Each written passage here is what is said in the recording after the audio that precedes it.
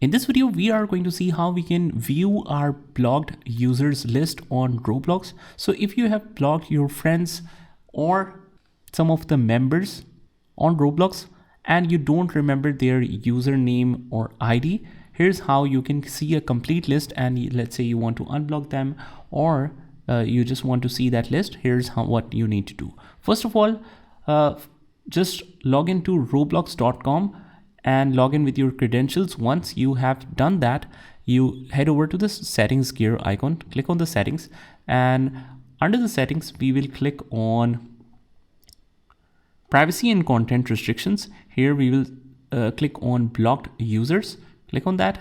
And as you can see, all of the list will be shown here. We just have to click on unblock, confirm the unblock, and that is how you can unblock the users or see the block users list on Roblox. I hope you found this video helpful, and if you did, hit the like button and subscribe to our channel, and I will see you in the next one.